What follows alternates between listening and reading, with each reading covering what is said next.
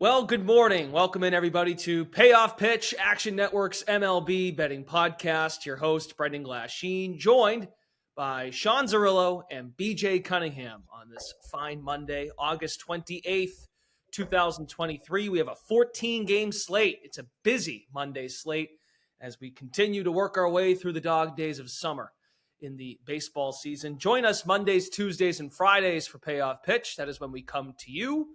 More to come. This is a while down the road now, but once we get closer to the end of September, we will share our plans for the postseason, but we are a ways away. But just for now, Mondays, Tuesdays, and Fridays as the season winds down.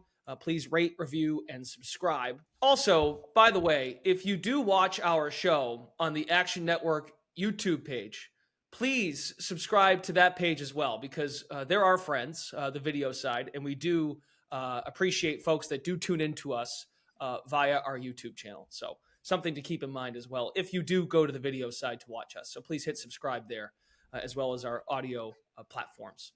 Okay, like I said, a lot to get to. Want to discuss also the National League MVP race. And Zerillo, we can go to you first on this. We can discuss your best bet and then play off of that because you do have a Dodgers angle for this Monday.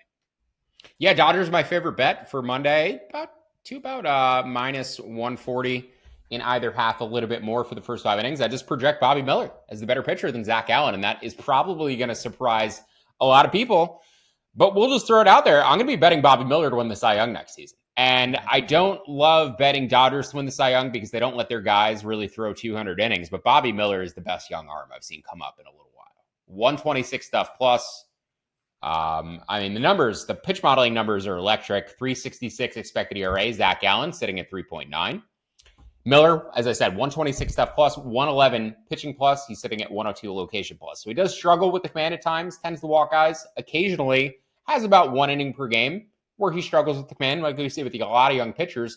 But eventually he does settle in. And he's great when he has runners on base. He seems to amp it up a little bit and just pitch his way out of trouble, very much like we've seen from Justin Verlander and Max Scherzer throughout their careers. So kid who has elite stuff, seems to pick it up in big spots. It's everything I want to see from a young pitcher. And I think the Dodgers are a serious threat come playoff time, especially the fact that they've added this kid to his rotation. I think they have the better pitching than the Braves. And you want to talk about the NL MVP race right now. As I said, Dodgers today about minus 140, minus 145 in either half. Briefly talk about the NL MVP race. Mookie Betts now sitting at minus money to win the National League MVP. Betts, Freeman have overtaken Luis Arraez for most hits. And it'd be pretty bizarre for this record-setting Atlanta Braves team to not win the MVP, with Ronald Acuna potentially having the first 30-60 season in MLB history. For Spencer Strider to not win the NL Cy Young, potentially having the first 300 strikeout season in quite some time. And Zach Allen, as I said, a guy I've been going against quite a bit this season. His underlying metrics have been about a run higher than his actual ERA for the entire season. So I'm against Zach Allen for Cy Young, against him today, but I'm also thinking that Mookie Betts has a serious shot to win the MVP. And the market obviously agrees. And it's the first time I've really thought about doing this. But if there is a way that you can make money betting Mookie Betts right now, I would not take his futures at minus money. But if you're into collecting cards at all, if you want to be interested in collecting cards at all, Topps actually does an MVP buyback program where, based on the products that come out in Topps Chrome, any base cards are worth $20, refractors $40. Anything numbered higher than 100 is worth $100. Anything lower numbered than 100 worth $200. But basically, you can go out and acquire Mookie Betts cards right now and essentially get 2-to-1 on your money. You can buy Mookie Betts refractors for $10 or for $20 and hope to get $40 for them at the end of the year. You can buy them base cards for $10 and hope to get them back for $20 at your hobby shop at the end of the year. So you're not going to get cash back, but if you do collect cards, if you are in the hobby, if you want to be in the hobby, there is a way basically to get 2-to-1 under your Mookie Betts money right now. If you want to go up and buy out his cards, his base cards, his refractors, and that kind of stuff right now for, $10 to $20 investments, you basically could be sitting on a 2-to-1 Mookie Betts ticket when he's minus 140 in the market. So that is how I'd bet Mookie Betts right now. I'd go out and buy his Topps Chrome base and refractor cards and basically get 2-to-1 on your money. But I have Acuna and Betts from before the season. My trio of MVP bets was Soto, Acuna, Betts. Freddie Freeman has made it very interesting and made me a little nervous that I didn't necessarily go 4 deep because he would have been the other guy I would have picked. But yeah, I'm in a fine position in terms of my MVP bets. But If you want to bet on Mookie Betts right now, I'd say go up and buy his top Chrome cards. BJ, you got a thought on this before we go to your best bet? Mookie Betts is now the favorite to win NL MVP. Acuna is at plus 125 now. Yeah, I mean, this is something that Sean has, obviously said over the years, and it's very true when it comes to betting whether the Cy Young or the MVP market, is that WAR is the stat that rules all over everything. And if you look at it right now, Mookie Betts has about a 1 point higher WAR than Acuna. And then if you look at their projected WAR for the remainder of the season, it is only 1 month, but they're both at 1.3. So if you're somebody, minus 140 is somewhat of a steep price to pay for Mookie Betts at this point for just being 1 point higher in WAR. But this is something, you can do it like Sean said and go buy Topps, Chrome, and Refractor cards and try to get 2 to 1 on your money. Or I would necessarily maybe just wait and see how the market kind of reacts. And, Mookie Betts might eventually become, a bigger and bigger favorite. But I would watch their WARs as we go throughout the season here, because if it gets closer, like if Acuna starts to close that gap and he starts becoming, a bigger price as we get deeper in the season, there is a chance that he could overtake Betts and voters could vote for him, because he was the favorite for a majority of the summer. And I mean, listen, the 30-60 season for the first time in MLB history is very cool. Might persuade a few voters. I'm not sure. But that's kind of how I'd play it. I kind of wait and see how the market reacts to how these guys play down the stretch. And he's 2 homers and a steal away. I would say there's a chance once he gets to those thresholds and it becomes a story, maybe it flips again.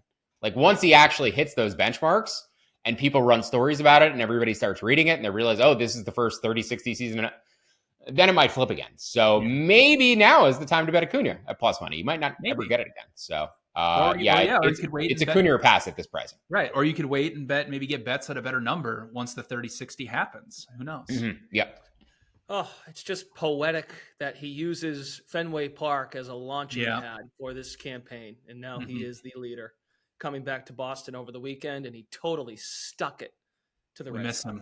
We miss him a lot. Yeah, it would have been a good idea to hold on to that guy, I think. Yeah. Anywho, real quick, last thought on the future side, because this is actually now, in Zerillo, you brought up on Bobby Miller, DeBundo is saying the same thing, singing your praises here. DeBundo was saying the same things last week. I think it was last Tuesday when we had this show. Real quick, because this has now come up now the last couple of weeks. When Gallen pitches on the Cy Young front, when Gallen pitches, Blake Snell is oftentimes pitching on the same slate. That is the same case again today. With your fade of Gallen, well, more so just on the side of Bobby Miller, any value whatsoever on looking at Strider or Snell, and those guys are in the plus 250 to plus 300 range?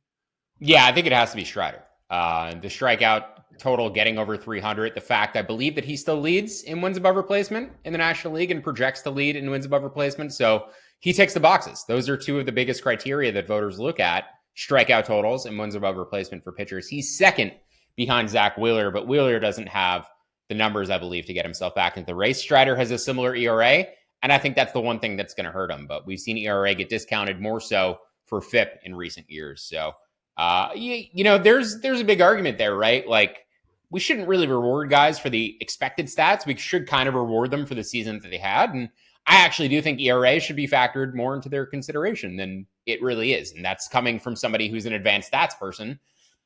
You should be judged based on the results that you actually had. So, I don't really care if your defense was shitty or really good for a season behind you.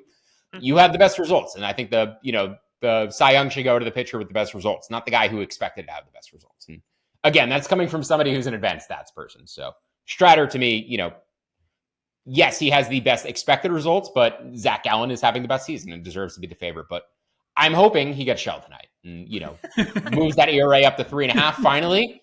And then we start talking about Blake Snell again, who has the best ERA. Yep. All right. BJ, with all that, now we can go to BJ's best bet for Monday. Please. Yeah, let's go White Sox Orioles, like over 9 runs, minus 105. Best price you can find out there is at BetMGM. Michael Kopech has been, let's just say, not so good this season. 4.95 ERA, expected ERA up at 5.73, xFIP at 5.63. And his problem is very, very clear. He walks so many guys. I mean, he's thrown 124 innings, and he has a 6 walk per 9 rate. I don't think I've ever seen it that high for somebody who has pitched over 100 innings. And even when he does get hit, he's getting smashed. I mean, he's got a 13.5% barrel rate allowed, 363 expected weighted on base average allowed, a little over 42% hard hit rate allowed. He's a heavy fastball pitcher over 62% of the time. Stuff plus rating on that fastball is fantastic, 117. But he can't control it whatsoever. Location plus rating of 92. Orioles are a top 10 offense against right-handed pitching.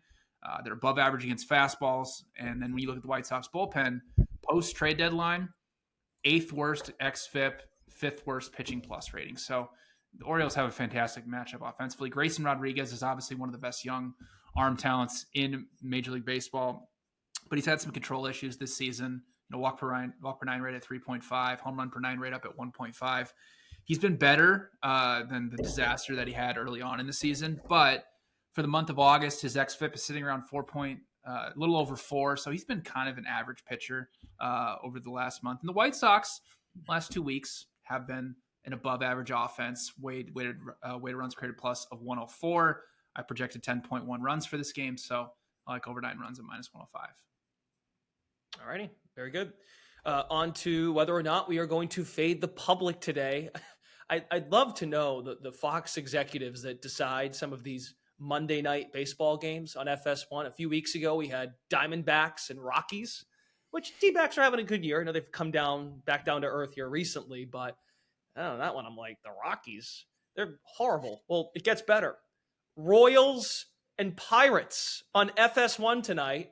Zach Greinke is on the mound for the Royals. It's true. And the money's pouring in on the Pirates. They're coming against Greinke, Zerillo. 81% of the bets, 91% of the cash is on Pittsburgh. And I know the Buccos, they are near and dear to your heart, but the Royals, they've been fun here in the second half, post-trade deadline, post-All-Star. They've been fun. Any temptation to come in on Kansas City as a home underdog? I do, and especially going against the public. If you can get -1 or 2 or better on the Royals for the full game, -108 for the first 5 innings, I'd certainly back Zach Greinke. He's pitched much better of late over the past month or so. You take his pitch modeling metrics, convert it to an ERA. He's actually been projecting for about a sub-4 ERA based on how he's thrown the ball over the past month. So his command's been great.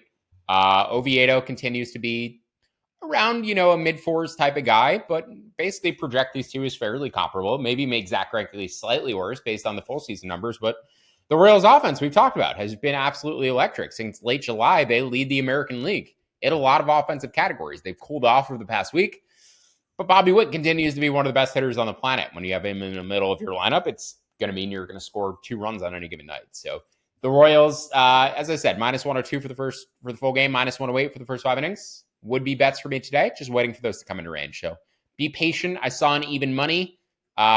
Just kind of wait for the rest of the market to catch up. I doubt that many people are expecting to bet the Royals today. And yeah, seeing that public action on Pittsburgh definitely makes me want to side with them. Okay. Very good. Yeah, it's close. It's close. It's not quite, you're not quite getting them as an underdog with the price, but it's close. BJ, how about yourself? An angle on Kansas City, Pittsburgh. Are you willing to take the Royals as the non-public side? I actually like the over here of 9 runs. I projected 9.8 runs for this game. And, like Sean mentioned, Zach Greinke has pitched better as of late. But, overall for the season, 5.4 expected ERA. And obviously he doesn't have much velocity left. So for a Pirates lineup that has been somewhere around average over the last 30 days, they should have somewhat of a decent matchup against them. And on the flip side, like Sean already mentioned, the Royals offense is electric right now. They were top 5 and weighted on base average over the last 30 days. Like you said, they cooled off for the last week, but just a really fun offense to watch for a team that's completely out of it. And like you said with Oviedo, in the month of August, he does have a 5.4 xFIP, so he hasn't pitched that great as of late. So I do like over 9 runs in that game. All right. We'll see if the price comes down in range. Underdog, consensus underdog for Monday. And it's one of the first games to start off the Monday slate. The poor Angels missed Friday's show. I was absent Friday. A lot of news broke on the Ohtani stuff, that he's only going to hit for the rest of the season. And Mike Trout's hurt again. Yet, all that said, Lucas Giolito, who they went after at the trade deadline to try to go all in. As BJ, you were a big fan of the Angels saying, screw it, let's just go all in. Mm-hmm. That has not gone gracefully. I do Lucas it again. Giolito on the mound. What'd you say? I do it again. You do it again. Okay. At the time, it sounded compelling. Lucas Giolito's on the mound for the Angels, taking on Taijuan Walker of the Philadelphia Phillies. These are two teams, just a quick aside, that I'm torn because I like the Philadelphia Phillies win total under and the Angels to get under that 79.5 wins that we bet at the Action Network Summit in the middle of the summer. So this is going to be a tough series for me to swallow. Zerillo, your case for the Angels today as your underdog. Yeah, I mean, I can't make a particularly compelling case. This is more of a pricing play at plus 130 that BJ and I agreed upon. I believe the price has actually come down closer to plus 120 around the market. So we both put this in the sheet. I think in the past 20 minutes or so, the market has actually steamed towards the Angels. So I need about plus 129 or better to play the Angels here. I've been losing money going against the Phillies. The Phillies are red hot right now and may get Rhys Hoskins back before the playoffs and seem like they're going to be just as dangerous as they were last year come playoff time. So if you don't have any Phillies tickets, I don't have any Phillies tickets. I had Phillies tickets last year. You might want to consider investing in the Phillies, maybe NL Pennant, maybe World Series. I think the Phillies should be taken seriously. Aaron Nola's pitching much better. Wheeler looks good. I think Christopher Sanchez gives them a little bit more rotation depth. So I think the Phillies are dangerous come playoff time. You know, as a Braves future ticket holder, obviously the Dodgers scare me more than anything, but the Phillies have that divisional familiarity, see them a bunch, very familiar with their guys. So you get in a short series, 5-game series with the Braves, Phillies can absolutely take them out again. All right. Wow. And the Phillies, by the way, to win the pennant, they've come down to, they're about 10-1, a little shorter than that, 9.5 to 1. And the Braves and the Dodgers, the only two teams in front of them as of right now. I believe they were like plus 750 to win the pennant come playoff time last year, the Phillies. So yeah, 10-1. Considering it seems like they're a pretty safe bet to make the playoffs at this point, I think that might be a solid investment. You know, I haven't looked at the numbers to see where Fangraphs or Pacoda have them, but just based off of like where I expect them to be come playoff time and where the numbers were last year, that seems pretty reasonable. They're 20-1 to win the World Series. I think they're the third best team in the National League, and I think that's pretty clear. So, BJ, you're on the Angels too, though, against the Philadelphia Phillies. Do you have is it more of a numbers play for you too? Yeah, I mean, when you look at these two starting pitchers, I mean, Giolito and Taijuan Walker essentially have the exact same expected metrics. They both have around a 4.4 expected ERA. Giolito has a slightly better stuff plus and pitching plus than Walker, and then they're both allowing essentially the same expected weighted on base average. And then really where the advantage comes for the Phillies is that over the whole season, these teams have the exact same weighted runs created plus against right-handed pitching, 104. But if you look at over the last 30 days, the Phillies have been the hottest offense in Major League Baseball, and the Angels have not, let's just say. They're at the bottom.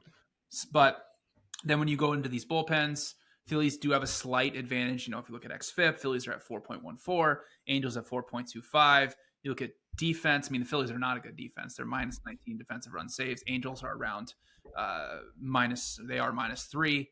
So for me, it is a numbers play where I don't think there's a significant gap between these two starting pitchers, the bullpen and defensively. It's just the fact that the Phillies are red hot offensively. So I don't think they're deserving of being this high of a favorite. So I do like them at plus 130, and I would play it down to plus 125 because I have the Phillies projected at minus 109. And the Angels have, the Angels made more moves to improve their bullpen at the deadline too. They got Lopez, Leon. Yeah. So I think the bullpens are pretty comparable. Zerillo at Pacoda, Philadelphia Phillies, they're at 5% to win the World Series. And they are at 5.4% at Fangraphs.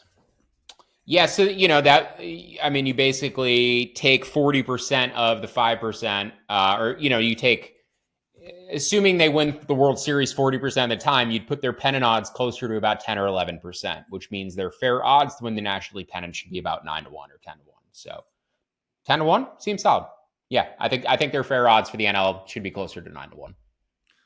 Well, the Angels are going to need everything they can have here. Luck, hope, perseverance coming down the stretch here. And, the same can be said about your skincare on a day-to-day basis. You just have to wake up each day and tell yourself it's a new day. And BJ, sometimes he'll go sit at a bench. I would encourage BJ to take some base layer from our friends at Caldera Lab. The base layer product is daily moisturizer to hydrate your skin and jumpstart your day full of confidence. And there's confidence today, hopefully not only in the ball club themselves, the Los Angeles Angels, in spite of everything that's happened to them, but also in BJ and Sean betting on the Angels against the red-hot Philadelphia Phillies at Caldera Lab, folks.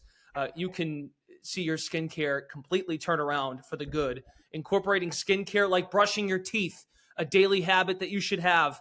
It guarantees to not mess up your routine, leaving your breath fresh and your face refreshed. So treat it like that. Your skincare matters. Caldera Lab. We have a special offer for you, those of you that listen to the Action Network podcast and Payoff Pitch.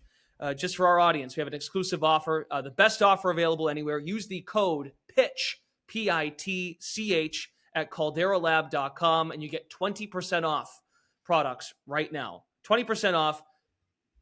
Insert the code PITCH at calderalab.com. Make unforgettable first impressions that lead to charming words that you look younger and that you can still win baseball games for the Angels' sake.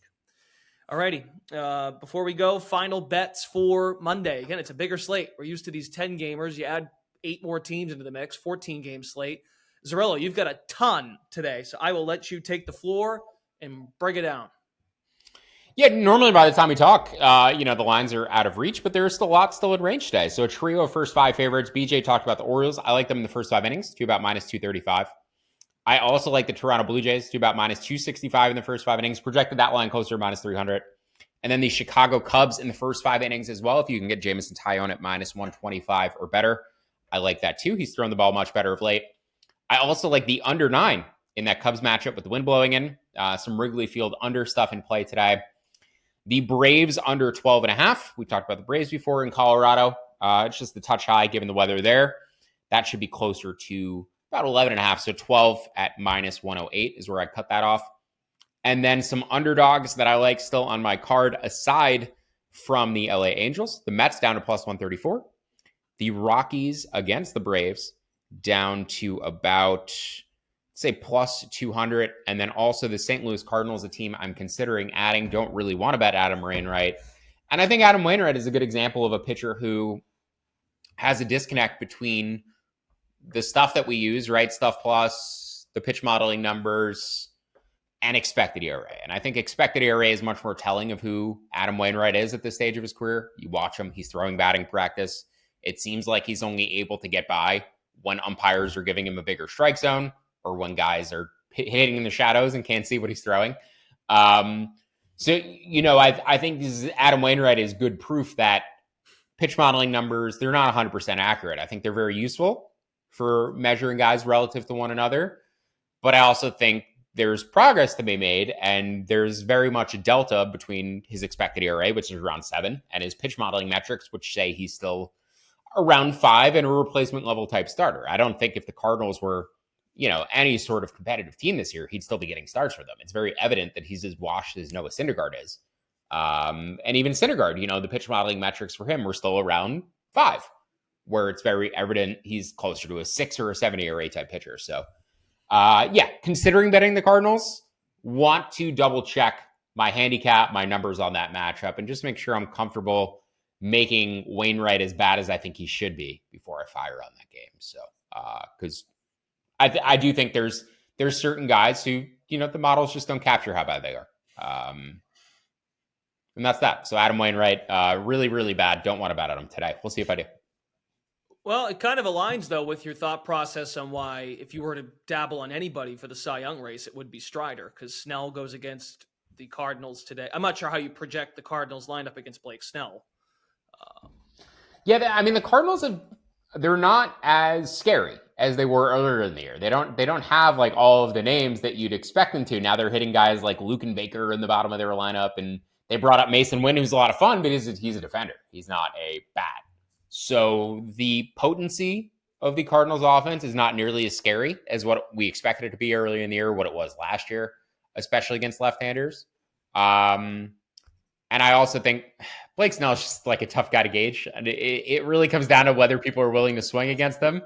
And, it's just like, is he going to have his pitches close enough to the zone to entice those swings?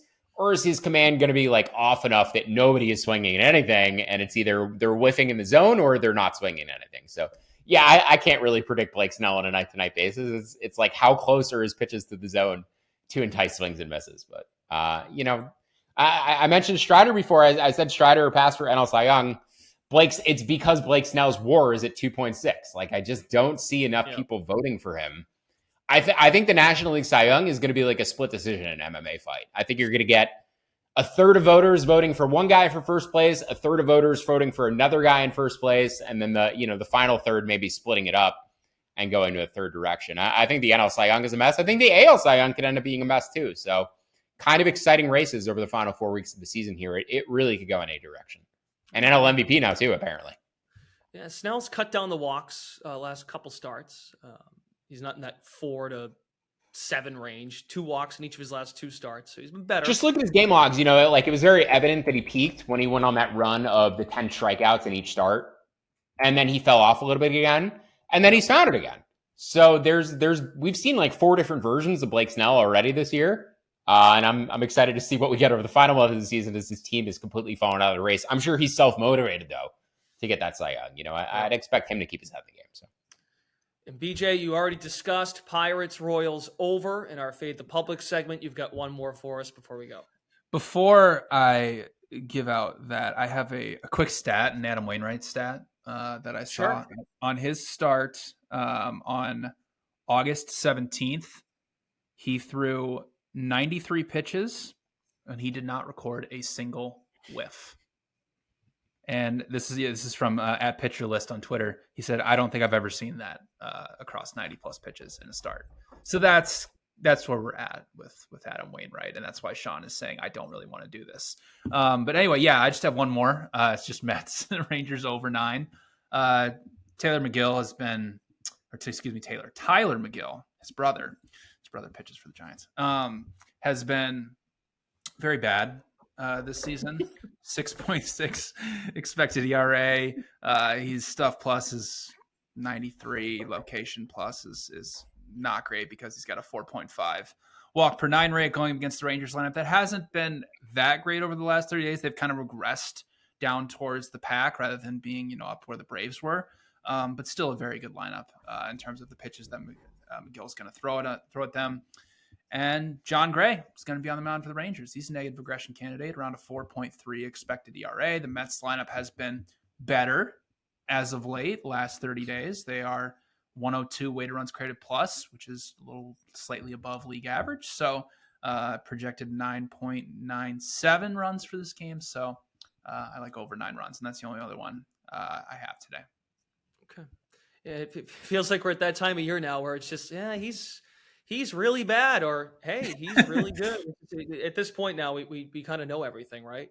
Who everybody is, and it's just a matter of, and the lines reflect that too. So yeah, but unfortunately, we get a lot of these games now where we're getting like just random position players, hitting 8th, and I'm like, I don't have a projection on this guy. Like Hunter Campbell coming up with the Rockies yesterday, really good minor league numbers, but I go to load my lineups for the game, or I have all my projections in there, and then all of a sudden the Rockies call up some random minor leaguer, and I need to find a projection for him. So it seems like on a daily basis, we're getting like one random new position player who I don't have a projection on. And then as we get into September, we're going to see more of that. So very much, we're past the dog days this summer. I mean, we're getting to the point where teams are checked out.